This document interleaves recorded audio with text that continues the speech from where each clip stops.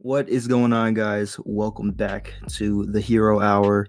It's your boy Reaper again, hero my yin to my yang, vestige hero.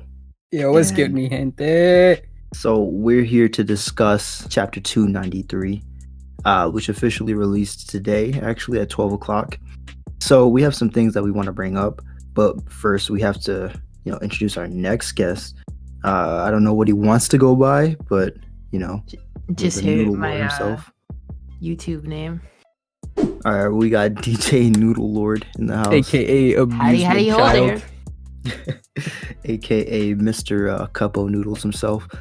So, yeah, we have some points that we want to bring up and discuss with you guys and with each other, actually. So, regarding 293 and what the repercussions could be from this chapter, and things that we've written down. I've written down. I don't know about these guys, but yeah, I'm gonna let Vestige Hero take it away. So Dang, bro, he really leaked my name out. Oh no. So the main point that we really want to get to here is just a bunch of topics and questions and just things that we had on our minds that came up when we were reading chapter 293. Now, if you guys have been keeping up with my personal channel, you guys already know that I put out a review video out yesterday, I think it was. But here's the thing, right? We now have the official Viz scans and translations, so we get to go and look through what everything was meant to be translated over into English. And with that said, again, there's really not much to discuss aside from the fact that the Viz scans really do depict the way the anime depicts the characters and how they speak in the dub. But it's a bit more clear now. And one thing that I had on my mind while going through the Viz scans were what happens in the future. We have Eri now, and she has things that it's incredible to see her growth. And I covered this in my video with her being able to use Rewind properly, her practicing, but now we know that she can properly use it on people. She's restored Mirio's quirk, and this really does open up a lot of opportunities, and it raises the question, well, what can she do next? We know that Endeavor has burned half of his lungs, but ideally at the end of the day, he can be fixed. She can heal him. She can rewind him back to the point where his lungs weren't burned. Same thing goes for Deku. His arms are completely shot. I don't see them coming back from this fight, but with Ares Rewind, they can come back. So it really begs the question, what's going to happen next, in the sense of, well, were these injuries pointless? Can they just be healed like that? And honestly, I think that they will. I don't think that Deku's going to remain with 2 broken arms. I don't think that the number 1 hero is going to remain with half his lungs. But at the same time, and at least in Izuku's case, my question is, well, what does this mean for Deku, right? Because he's trained for, how long has it been now? It's been like a year and a half-ish since he's trained with One For All, and he's accustomed his body to using at least 45% of One For All, and it's kind of like a video game, if you think about it. You reach a certain point, you save it, but if you go back to a previous save, to a previous point in time, you're not going to have all the progress that you had. I think that the downside of having Eri rewind him to the point where his arms were back to normal is that he'll be limited in his use of One For All, right? Because his muscles are probably back to a previous state. His legs and arms are back to a previous state. They're not going to be as strong, and they're not going to be as capable of handling a One For All sheer physical power. And I think that that's going to set him back, and he's going to have to work even harder in order to regain the physical strength that he lost. And not only that, but just to add on top of that, in order to one day reach using 100% without having any physical problem whatsoever. So I think that's the only downside that there is to it, but it was definitely on my mind. Is Horikoshi gonna allow Deku to basically fight where he was at before, or is Izuku just gonna get set back to where he was last year during the sports festival before he discovered how to use full cowling? And I say that mostly because he didn't have any scars at that time. His hand wasn't crooked, his arms weren't shot. He was basically perfect. But at the same time, we also know that if that was the case, if Horikoshi was to say, okay, let's reset you back to the way that you were, we could definitely know that it would be a somewhat easier time in order to regain the physical strength that Deku lost, because he now knows how to use One for All properly, rather than just breaking his arms and fingers over and over again in attempts to master this quirk. I think now that he knows that full caling is a thing, he can just jump right into it and train his body back up. But at the same time, that's definitely still going to be a struggle as easy as it is now. So that's just something that was on my mind. I don't know if you guys have anything else. Oh my gosh, I almost gave the floor away when I did have something else to say. Go ahead. Reaper, you're probably gonna kill me for this one, but you Did brought that on up purpose. an amazing point with Bakugo's debut in this chapter. We got his hero name, which was really cool, but at the same time, you brought up the amazing point of, what if Bakugo underwent a quirk awakening? And that's been a question ever since you sent it to our group chat. That's been a question that has been on my mind for the longest time. And I compared his consecutive explosions to the explosions that he used with One for All in the Heroes Rising movie. They're just as powerful, they're just as potent, they're capable of blowing away these high-end Nomu. Right. And it really does raise the question of, hey, did Bakugo just awaken his quirk? Did he understand more of its uses? Is he able to unlock this power at will, or is it just when he feels the need to save somebody? And I really liked what you did with the whole science thing, and talking about nitroglycerin and how it degrades over the years, and it definitely makes sense. Obviously, I don't want to talk about it too much because that's more so your topic, but it definitely raises the question, and I think people are definitely going to ponder on this for a long time. And that's about it. That's about all I have to say. Okay. Well, thank you, man. Thank you.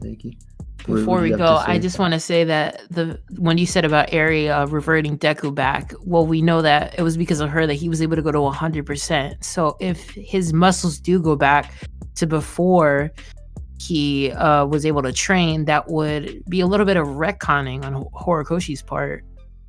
If that were true. I think that fight between Deku and Overhaul was more so retconning, in if anything, right? Because Eri, while still not knowing how to control her quirk, she managed to restore Izuku's fractures to seconds before, right? This quirk is insanely powerful. Rewind is insanely powerful. And I don't know, it just didn't make sense. You see Izuku just trying to break himself as fast as possible, but at the same time, I would argue that Rewind is strong enough to overpower how fast One for All at 100% is breaking Izuku. So I just didn't understand how this quirk didn't rewind him back to a point earlier in time. Maybe it just needed to be refined, but I honestly don't see this going any other way, in my personal opinion. I definitely think that Izuku's going to get rewound back, despite it being a setback in the story, despite it being retconned. It's just going to happen, dude. I'm calling it right now. And if it doesn't, I'll be damned. But I don't know. Maybe he's doing it on purpose in order to add more character development and to add maybe more roadblocks into Izuku's path, because obviously you want to keep your MC's story as interesting as possible. You don't want it to be bland, or you don't want him to gain power so easily. So we'll see. Only time will tell. Yeah, definitely true. So on the topics that I had for 293, well, the first one being that how will everyone be after this inevitable time skip? I kind of brought this point up before in our first hero hour. Forever news. But I was just wondering how everybody's quirks are going to be. Maybe multiple people undergo a quirk awakening after this experience. We're definitely going to see some, hero backlash for sure. UA is going to be closed down once again, so we may not get to see the full extent of how our heroes have grown from this war. But we know definitely for sure, this is going to be a growing and learning experience for them. Case in point being Bakugo. Sorry, Joseph. But I was just gonna say the one thing I remember reading back when the arc started was that the theory is that they were gonna all escape to America, and that's where like they would be training in America, because in Japan there'd be such a backlash after this whole fight with which would happen, especially with what Toya did, and I don't see the heroes coming back in the immediate future after this. Well, that's also a good point too. Like they could go other places to train, but then again, you still have the threat of the League of Villains, because then again, they could just follow them to wherever they go, and then also the followers that they would get from what Dabi did, and like I said before, Villain Society now is just, well, not Villain Society, villains as a whole. They're going to be bolstered by this. The Paranormal Liberation Front is going to have way more followers than before, especially with the addition of the Paranormal Liberation Front. I guess the merger. They got a whole lot of new assets, and they're going to have some more assets, coming from different countries and everything like that. Especially like America, you have villains everywhere, literally. So it's going to be another new challenge. I'm expecting another war, maybe in the near future, or in the far future. But another thing that I really wanted to bring up was that, will Aries' quirk be able to heal those who are broken, right? So you touched on this a little bit, Sebastian. Why do I keep saying that? Dang it. You touched on this a little bit, Vestige. But yeah, so we know that Aries' quirk can only rewind to about 6 months before any damage was done. So basically, what I was kind of thinking was like, this thought came from a post from another person in the My Hero community. You might have seen him before. His channel is Mr. Fanboy 3.0, I believe. So he put out a community post, and it was basically saying that, will Aries' quirk be able to heal All Might? And we know that All Might has been out of the game for a little while. Case, I guess. It definitely wouldn't be out of the question, but even if there is a limit to how much she can rewind, that's not to say that, it can't be done. What if she again stops and continues sometime later, like maybe a day or two later? I can see that happening, dude. Right. I think another issue with Eri is that she's too overpowerful, and the other thing is her horn. So maybe Horikoshi's setting up this thing where if she pushes her powers too much, she doesn't become a human, and that's what the horn is. Like she's like becoming something inhuman with the horn the more she uses her power. Fucking kaiju. And like they'd have to kill her. Like she'd like completely be gone past that point. So she has to be careful on how much she uses her power. And also remember, at the end of the Overhaul arc, she had a big fever after using up a bunch of her power. So I guess the way they could write around her basically spamming her power would be if she uses it, like probably if she uses up to 6 months or like 2 months at like one day, like all throughout, burns through it, then she's either going to sleep like in a Demon Slayer with Tanjiro's sister, or she gets a fever again. Okay. And that brings a toll to her body to the point, like if she like one last time, like if she does it again, she's dead. Yeah, I mean that makes sense. Like in order to limit her powers and stuff like that, Horikoshi would, turn her into a kaiju. But honestly, it does give off kaiju vibes, but it reminds me more of what they did in Akame ga Kill with Tatsumi and the sacred armor or whatever they gave him, where the more he used it, he would turn into a dragon, and that's what ended up ultimately happening at the end of the series. So it's again not out of the question. It could very well happen. For sure. Yeah. But another thing that I was going to say was that I don't think All Might would even get this treatment from Eri.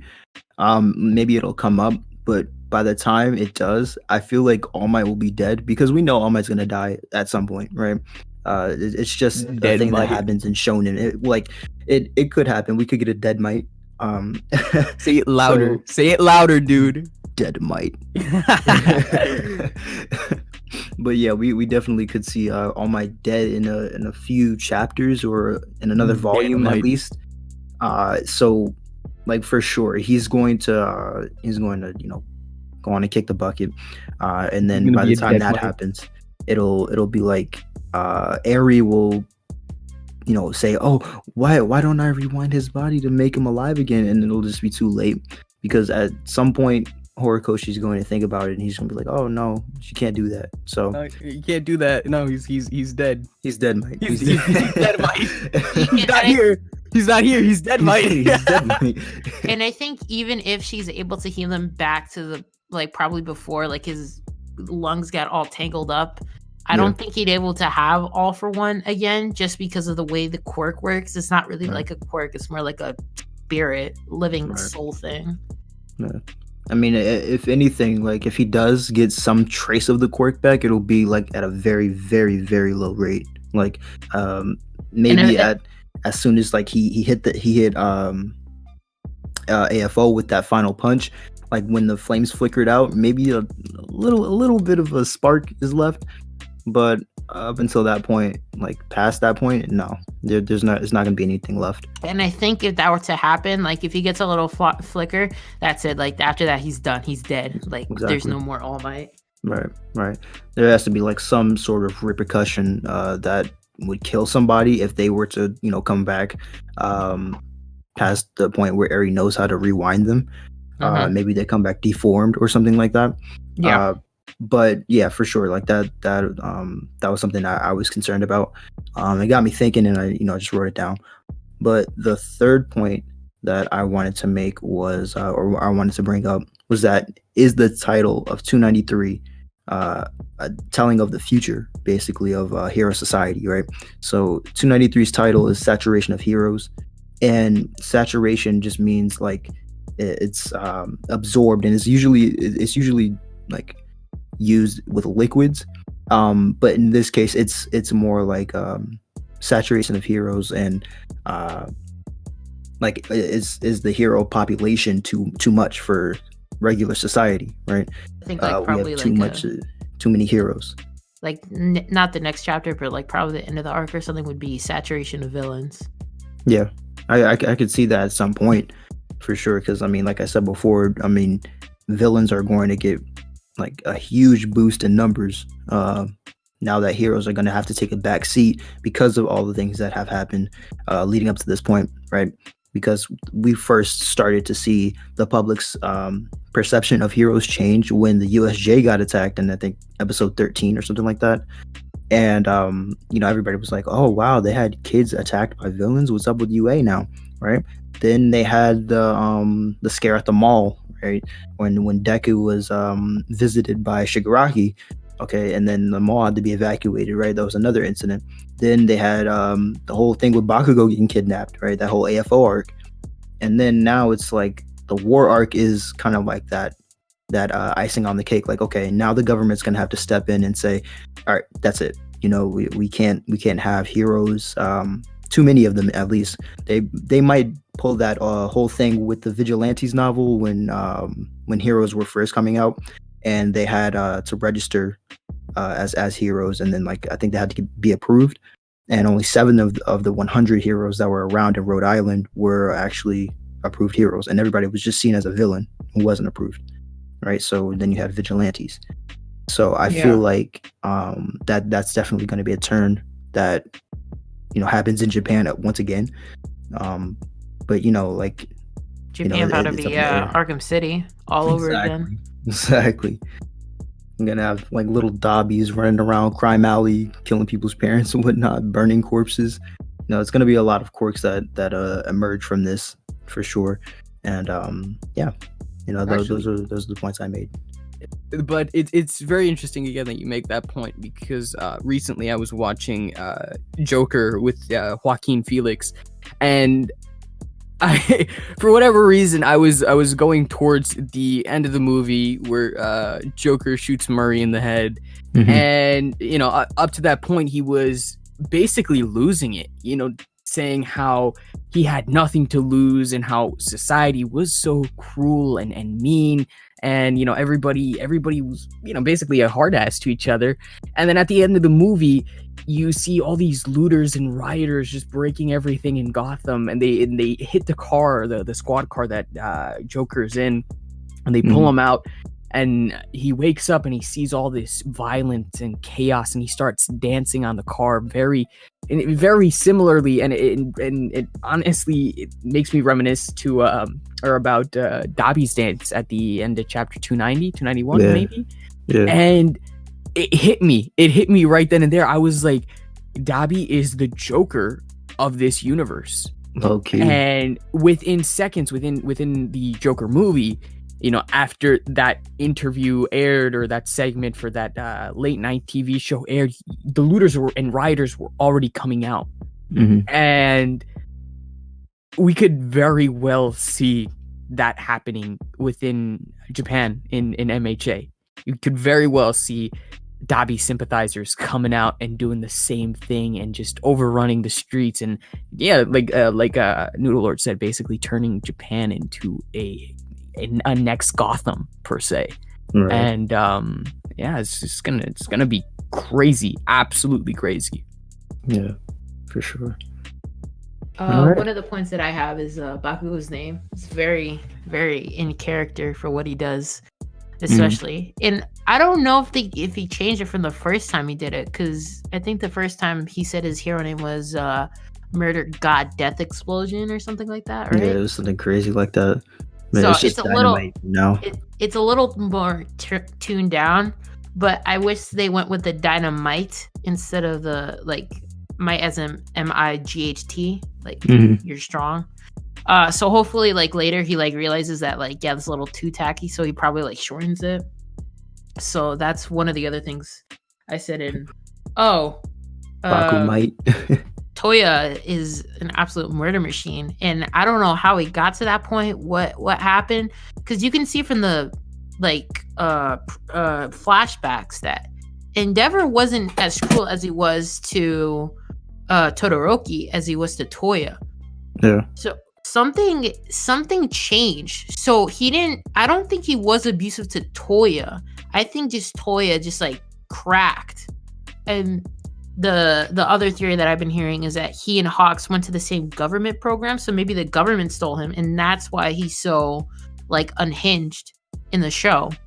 And so that's why Endeavor he wasn't abusive to Todoroki because he wanted him to be better than him. He wanted him to be better than Toya. He didn't want him to be weak as Toya because he didn't want to see another son die. So I guess it's more trying to put more sympathy in Endeavor's favor, because I remember when Endeavor got redeemed all the way back in 2018, people were like, what is this? Are we supposed to get behind this abusive guy? All this stuff. And now we're seeing that, well, maybe he was abusive for a reason. And maybe he shouldn't have done it, but it's a little bit more sympathetic now that we see this. Okay.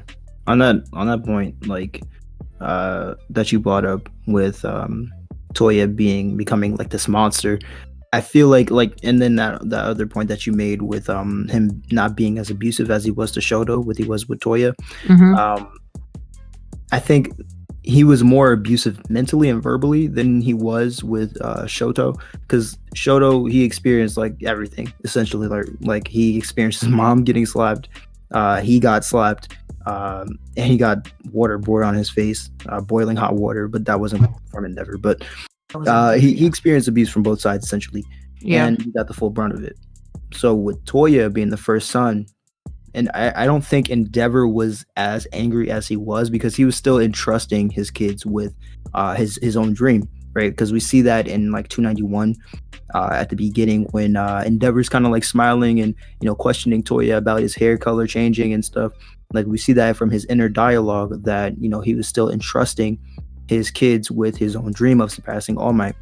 And we can see that in his imagination. I guess it's illustrated that that bridge that young Endeavor was building was actually for Toya to go ahead and surpass All Might and take that number one spot for Endeavor. So I think he wasn't as angry as he was, because think about it, right? You're trying to get your dream done through your kid, right? And as twisted as that is, you're kind of forcing your dream upon another kid, especially if it's your own kid, right? So just like try to imagine it if you can. Like you're trying and trying and trying over and over again. You get more frustrated with every pregnancy and every birth.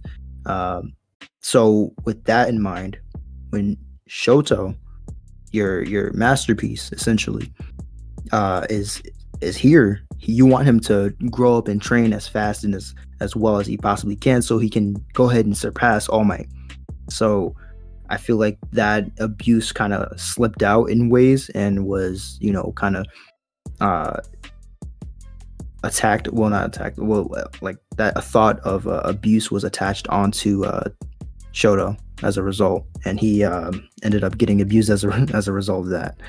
So that's what it's kind of what I think about that whole situation. It's pretty interesting that you bring it up, though. Yeah. So and what, like you said, like maybe Dabi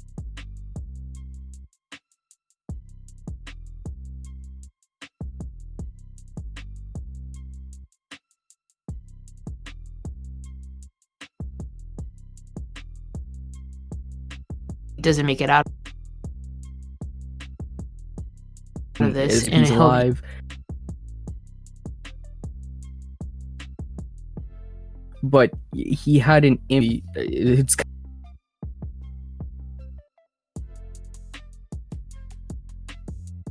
kind of like the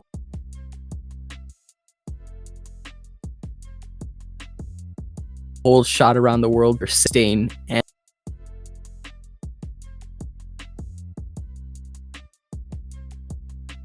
and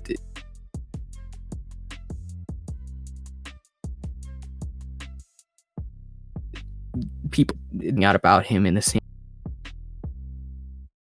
fashion. I would not be surprised out of the woodwork sympathizers coming out to back him in the League of Villains up. I don't think that he's gonna he's already rattled the world as it is. He's already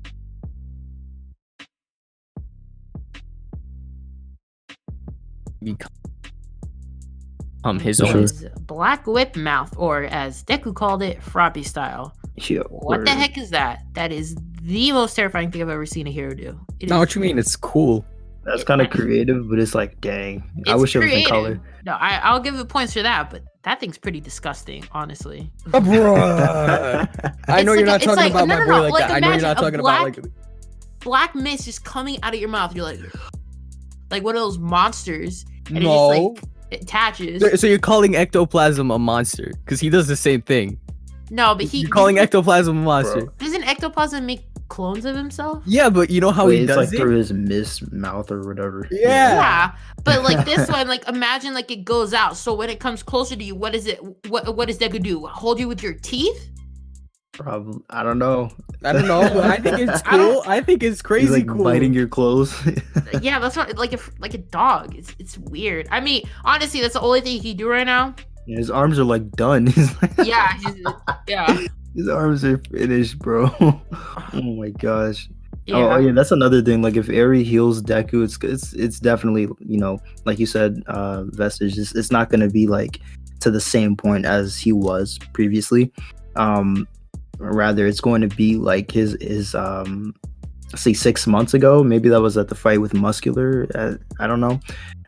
So even then, his arms are still going to have some damage on them and some wear and tear. And his arms aren't going to be able to handle St. Louis smash and Wyoming smash at 100% or however hard he was going when he was facing Shigaraki. So, I definitely agree on that one. Maybe he'll go on a European tour instead of an American one. I'd like to see that, though. And another thing, one of the top 3, she didn't get burnt to a crisp. So congratulations, you're still alive. Yeah, MHA? She's about to look fine. Oh my gosh, he's got that Gwen Stacy sort of haircut look thing now. Cause like, wait, what's her? I keep on forgetting. What's her power again? It's wave motion. So she basically charges up energy within her body, and then she shoots it out. The thing is that the beams of energy that shoot out spiral. So yeah, they take a little while to hit the opponent. Okay, yeah, because when I watched season 4, I was like half interested because it was pretty boring the first half. So I was like, I don't know what you do. I'm Get sorry. out. Get out right now. That's the overall arc. All right, sorry, hot takes here. Yeah. I know you didn't say that. I know you didn't. Look, I I'm know you sorry, didn't say but that. only the last episode was worth it. Anything before that, I was like half interested. I was like, I don't really care right now. It wasn't as impactful. I mean, I understand how like the overhaul arc can be a bit of a drag to some extent.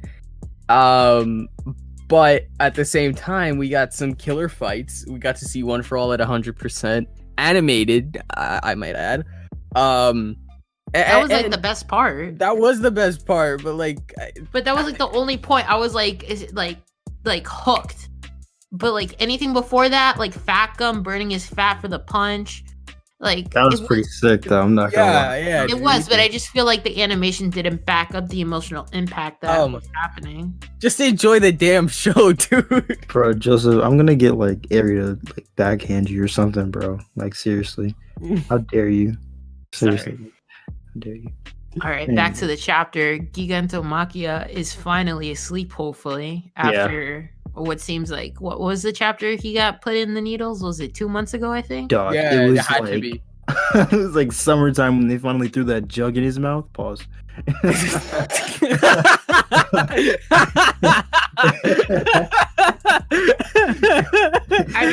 It kind of makes sense. And Endeavor finally moves for once. Like, oh my god, this guy stuck for like 3 chapters staring at the battle. He's like, my past is coming back to me. And then, dude, Deku's like, yo, wake up. And then this guy rockets off and sucker punches Gigantomachia square in his jaw. Like, Wait. Okay, all right. It was funny because I read Black Clover after that, and like the chapter ended on like the similar point where this one ended, where Endeavor was coming up to Gigantomachia, and then it was like a firepower as well in Black Clover, and they both fought giant creatures, and I was like, this is so similar. Why? That's showing. They're on like a war arc too, I think. They're going against the Spade Kingdom in Black Clover. It's a really good arc. Go read Black Clover. Don't watch the anime. Anime's so good. Anyway, this is not a freaking Black Clover chat. All right, Wait. Sorry about that. throw a Black Clover in your face. All right, so Black weed. is that even a thing? I don't know. It could be, I guess. I mean, if you draw on it with Sharpie or something like that. Black weed. Oh my god. That's a quirk now. It's Deku's new quirk. That's the black weed. So the hidden vestige. The first one is this quirk was black weed. Black weed. It wasn't the transfer quirk. It was black weed. Black weed. Oh my god.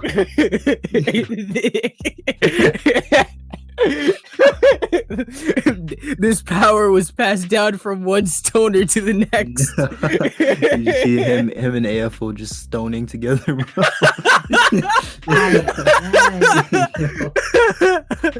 Oh my god, dude.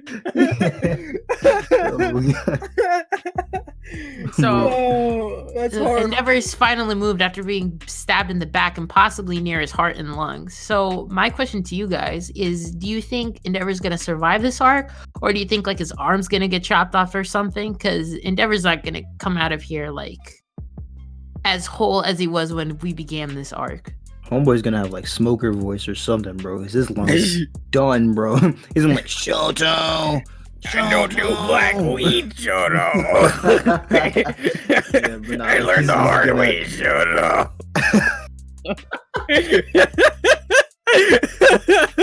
He's definitely gonna have some like life-changing injuries and effects from this battle for sure. Yeah. But, yeah, because I think like he's either gonna die, but I don't think Toya would want that. He'd probably rather see him suffer.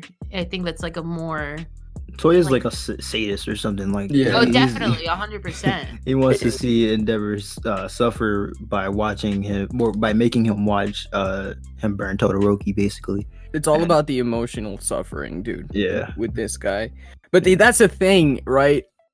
A lot of his power doesn't come from within his own physical strength. I mean, granted, the fact that he's ripped helps, of course, but it's a fire powered quirk, you know, and he's only got it to the strength that it's at because he knows how to manipulate it. It's not a emitter type quirk like One for All or Sugar Rush or any sort of power type quirk where the body is expelling all this power into itself. No, you have in Endeavor's case the power welling up within him and then just expelling outwards in its natural element, which is flames. So with that said, he's destroying himself from the inside out. I don't think that he even has the power to break his own extremities, right? I think overall his legs, his arms, they're gonna be fine. It's just, again, his interior. I dude, again, the whole smoker voice has to be a thing, you know, and all jokes aside, because this dude's lungs are halfway burned. His rib cage, I don't even know if that's existent anymore. If it is, it's probably like, you know, little twigs of bone holding up his lungs. Yeah. I mean, it's all about the internals with him. I mean, unless this fall from you know, punching Maki in the face from up high does something, I don't see any damage happening to him on the outside of his body. You know, it's all about the interior with him. So we'll see what happens.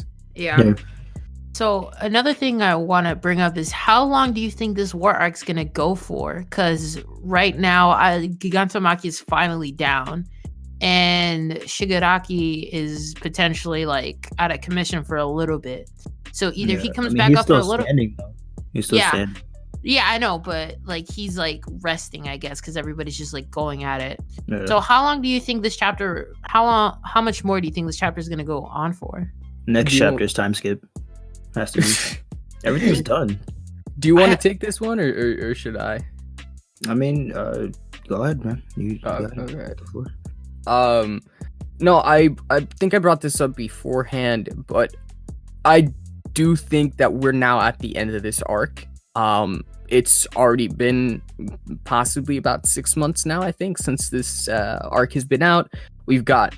I checked the wiki, and it said it started in December of last year, so we're getting close to a year insane, now. Bro. Wow, that's crazy. Yeah, but I think Overhaul's arc was 2 years, if I'm not mistaken, or I might be confusing that with Black Clover, because the Elf arc was 2 years in that one. Got with Black Clover again. We're not talking about Blackweed. But in that case, I definitely think that this arc is coming to a close. Yeah, we've fleshed out a lot of things. Again, something that I touched up on, I think I can't remember if that was in my video or in the video that we recorded previously, Reaper, is that the villains only have a very slim chance of taking this war back. And I would argue that it would either be in the form of Shigaraki pulling a stunt again, you know, him mustering and bolstering strength to turn the tables, or Toga, you know, getting somebody's blood, maybe a dead hero's blood or something, and using an incredibly powerful quirk, because, you know, she can transform now, and she's gone through her own quirk awakening, which allows her to use the quirks of the people that she's transformed into. So maybe if she does that, she can, you know, possibly turn the tides. I don't know. I don't see that happening. I definitely think that the heroes have this in the bag for now. And again, if something does happen, I don't see the villains winning because they're all exhausted for the most part, whether that be physically or emotionally. Yeah. And again, if anything, it'll just turn out to a draw. I think like with Toga, she's too busy bodying Ochako right now because like well, no, but here's the thing, she ran away. I thought that fight ended. Yeah, that fight ended, and she ran away ended crying. The chapter began. Yeah, okay. I don't like I said, I don't think that she's going to come back again. Horikoshi is very elusive with the stuff that he does, so maybe he's keeping her out of the main chapters for a reason. But I don't know. Maybe she's too busy crying. Seriously speaking, because you know what Ochako said hit her definitely, and in her own crazy way, you know, Toga just wanted friends. She wanted gal pals to discuss, you know, the boy that they liked, and she likes sucking on blood. When Uraraka didn't understand that, it basically broke her heart.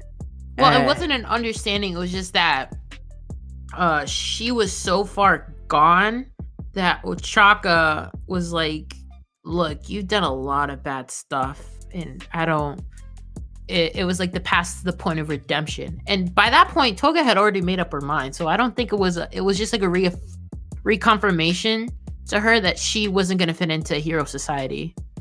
Yeah, or society in general, because like, dude, you can't go like a day without talking about Zuku's blood or something like that, bro. So listen, Vestige, you better watch out, bro. You might have like a crazy fangirl stalking you or something, man. If Bunny Girl doesn't make it out, I'm gonna be so mad. Not me. I'm gonna be so mad if she I love that girl. Bro. Oh my gosh, bro. I love the fact. On a quick side note, I don't want to take too long, but I love the fact that they gave her more so Hispanic named moves. Moonlight Tijera. Oh my gosh, dude! I saw that and I was like, yo, she's Hispanic. I don't know, but I was like, yo, let's go. I don't think she's gonna die though, because Horikoshi really likes her, because like you can see like in a lot of the color drawings that he's done for the special chapters. It's been a lot of Bunny Girl, so I think we're safe. Mirko's like bae, whatever. Who said that? Anyways, so yeah, I mean, is that everything that we wanted to cover? I got all my points down. Yeah, because it was a lot of action this chapter, honestly. Yeah.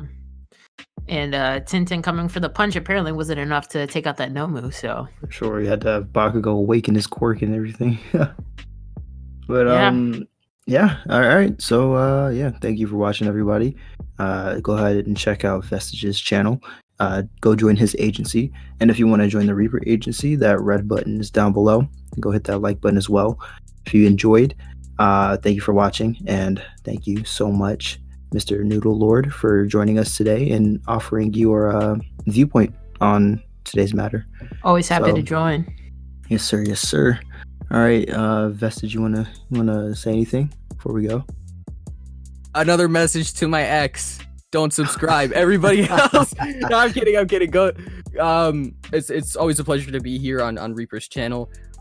Be sure to definitely like, comment, and subscribe on his content. And like he said, you can follow me at Vestige Hero on Twitter, and here on YouTube, you can just punch me in. Subscribe to me if you want. We're gonna be again doing fairly often content. We're definitely going to be putting stuff out there. So if you want to keep up to date, if you want to stay tuned with what we're doing, definitely check us out. Hit that bell notification, because we're going to be reviewing almost every week, I think. And, we're going to be putting out our own separate content out there. So again, we're here to provide you with only the best My Hero Academia speculation content. Thank you so much for watching, and have a blessed day, y'all. Take care. All right. Peace out, guys. Bye.